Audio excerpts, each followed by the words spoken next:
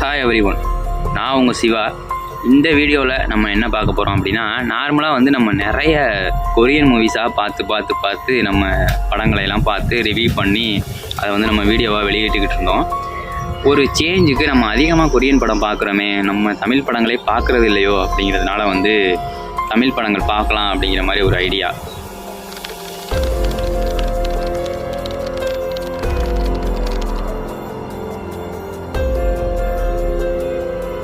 இப்போ ரீசெண்டாக வந்து நிறைய யூடியூபர்ஸ் வந்து ரிவ்யூஸில் வந்து அப்படி இருக்குது இப்படி இருக்குது ஓஹோ ஆஹா அப்படின்னு சொல்லி ஒரு தமிழ் படத்தை வந்து சொன்னாங்க. படத்தோட பேர் வந்து மர்மர்.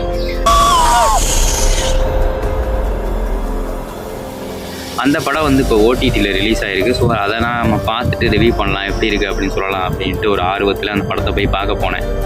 ஸ்டார்டிங்கில் வந்து அந்த படத்தோட அந்த ஒரு முகம் மாதிரி போட்டு தனியாக மண்டை மட்டும் இருக்கும்ல வெட்டின மாதிரி, அதை பார்த்துட்டு அந்த மர்மர் அப்படிங்கிறத பார்த்துட்டு எனக்கு அது பெருசாக இன்ட்ரெஸ்ட் இல்லை அதை பார்த்துட்டு பேசணும் அப்படின்னு.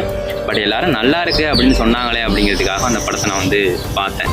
ஊரில் கன்னிமாருங்களுக்கு திருவிழா நடந்து 80 வருஷம் ஆச்சு. அந்த படத்தோட ஒன்லைன் என்ன அப்படின்னா, ஒரு திருவண்ணாமலை அப்படிங்கிற மாவட்டத்தில் வந்து ஒரு அருமையான காடு இருக்குது. அந்த காட்டில் வந்து சப்த கன்னிகள் வந்து மாதம் ஒவ்வொரு பௌர்ணமியும் வந்து ஒரு குறிப்பிட்ட குளத்தில் வந்து குளிக்கிறதாகவும், அந்த காட்டை வந்து ஒரு மங்கை அப்படிங்கிற ஒரு மோகினி வந்து பாதுகாக்கிறதாகவும் ஒரு தகவல் வந்து வெளியாகுது. இது எல்லாத்துக்கும் காரணம் அந்த சூனியக்காரி தான். ஊர்ல இது உண்மையா இல்லையா அப்படிங்கிறத தெரிஞ்சுக்கிறதுக்காக ஒரு குரூப் அங்கே போகிறாங்க. அவங்களுக்கு நடந்த விபரீதம் தான் இந்த மர்மர் படத்தோட ஒன்லைன் ஸ்டோரிங்க. ஊர்ல காணாம போன மொத்த குழந்தைங்களையும் தலை தண்ணியா முண்டன் தண்ணியா அறுத்து, இது வந்து நார்மலாக பல ஹாலிவுட் படங்களில் இருக்கக்கூடிய ஒரு ஒன்லைன் தான். பேய் படங்களில், ஹாரர் படங்களில் நார்மலாக இருக்கக்கூடிய ஒரு ஒன்லைனை வச்சு இந்த படத்தை வந்து எடுத்திருக்காங்க.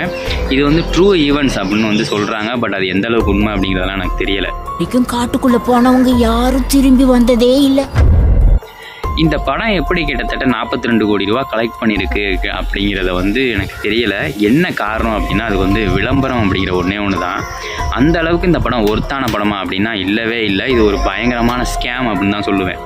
மக்கள் எல்லாரையும் அதாவது விளம்பரம் நம்ம ரிவ்யூ பண்ணுறோம்ல, நாங்கள் எங்களை மாதிரி ரிவ்யூ பண்ணுறவங்கள்ட்ட பணத்தை நிறையா கொடுத்து நல்லா இருக்குது அப்படின்னு சொல்ல வச்சு இந்த படத்தை வந்து மக்களால் எல்லாருமே வந்து பார்க்க வச்சுருக்காங்க அப்படிங்கிறதான் இது வந்து உண்மையான விஷயம்னு நினைக்கிறேன். அந்த அளவுக்கு படம் ஒர்த்தான படமே கிடையாது.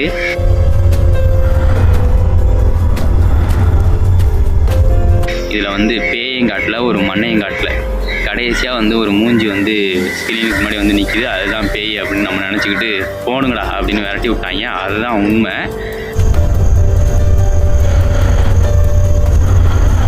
இதாங்க இப்படி தான் இருக்குன்னு நான் ஒன்லைன் சொல்லிட்டேன்னா.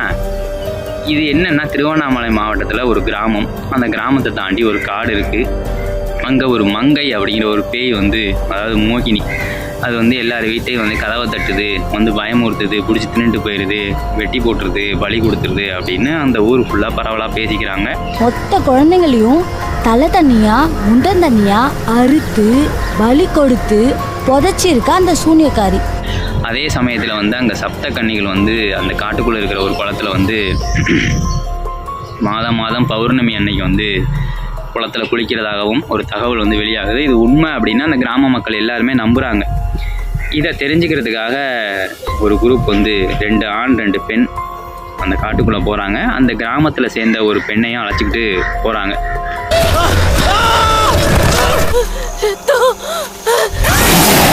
இந்த மாதிரி சமயத்தில் அங்கே வந்து பேய் இருக்கா என்ன அப்படிங்கிறத காமிக்கிறதா அந்த படத்தோட மீதி கதைன்னு வச்சுங்களேன். கடைசியாக அதில் 4-5 பேரையுமே அந்த பேய் வந்து கொன்னுருது. கடைசியாக வந்து அந்த கேமராவில் வந்து நம்ம எடுத்துக்கிட்டு இருக்கையில் அந்த 7 சப்தக்கன்னிகளும் குளிக்கிறத காமிக்கிறாங்க. அந்த மங்கைங்கிற பேய் வந்து கடைசியாக ஒருத்தரை வந்து கொள்ளையில் அப்போ மட்டும்தான் அந்த முகத்தையே வந்து காட்டுது.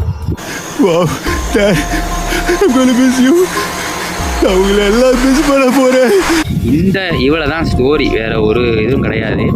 ரத்தம் அப்படிங்கிற ஒன்று வந்துச்சு அப்படின்னா அந்த வாடகைக்கு வந்து அந்த மங்கைங்கிற பேய் வந்து வந்துடும் அப்படிங்கிற மாதிரி சொல்கிறாங்க. நார்மலாக ஒரு விஷயம் இருக்குது. நம்ம வந்து மாதம் வந்து பெண்களுக்கு வந்து இந்த மாதவிடாய் நடக்கையில் ரத்தம்னு ஒன்று வரும். இந்த மாதிரி விஷயங்கள்லாம் இருக்கையில் இது மாதிரி ஒரு சின்ன விஷயங்களை கூட ஒரு அறிவு சார்ந்து எடுக்க முடியாத ஒரு டைரக்டர் அப்படிங்கிறது தான் எனக்கு தோணுது. kita நீதானே? இது ஒரு சின்னதாக ஒரு கையில் வந்து ஒரு ஊக்கு குத்தி ரத்தம் ஒன்று வந்துருச்சு, இந்த ரத்த வாடகைக்கு அந்த மோகினி வந்து வந்துடும் அப்படின்னு ஒரு சீன் வந்து அதில் இருக்குது. அதனால் வந்து அந்த ஊரில் இருக்கிறவங்கலாம் சிக்கன் மட்டன் கூட சாப்பிட மாட்டாங்களாம், வெளியூரில் போய் தான் சாப்பிட்டு வருவாங்க அப்படிங்கிற மாதிரிலாம் அதில் வந்து அந்த படத்தில் வந்து சொல்கிறாங்க. இதெல்லாம் நம்பக்கூடியதாகவே இல்லை. இன்னும் சொல்ல போனால் ஒரு விடுங்க, அந்த படம் ஏன்டா பார்த்தோம்னு ஆகி போச்சு, அந்த அளவுக்கு தான் அந்த படம் வந்து இருக்குங்க. இந்த படம் வந்து இந்த மாதிரி ஒரு போலியான ஒரு விளம்பரத்தினால ஒரு 40 கோடி ரூபாய்க்கு மேலே வந்து கலெக்ட் பண்ணியிருக்கு அப்படிங்கிற மாதிரி சொல்கிறாங்க. நிறைய ரிவ்யூவர்ஸுமே வந்து எல்லாமே இந்த படம் வந்து சம படம் அப்படின்னு சொல்லி நான் வந்து ரிவ்யூவெல்லாம் பார்த்தேங்க. பட் ஆனால் அப்போயெல்லாம் அந்த படம் எனக்கு பார்க்கணும்னு தோணலை.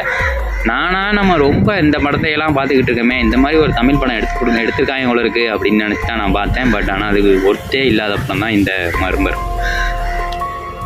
ஓகே, அவ்வளோதான். நீங்கள் இந்த படம் வந்து பார்க்குறோம் அப்படின்னு யாரும் ஓடிடியில் போய் பார்க்க வேணாம் அப்படிங்கிறதுக்காக இந்த வீடியோ வந்து நான் போடுறேன். அவ்வளோதான். இந்த வீடியோ பிடிச்சிருந்துச்சு அப்படின்னா லைக் பண்ணுங்கள், ஷேர் பண்ணுங்கள், சப்ஸ்கிரைப் பண்ணி விட்ருங்க நம்ம சேனலை. Thank you so much.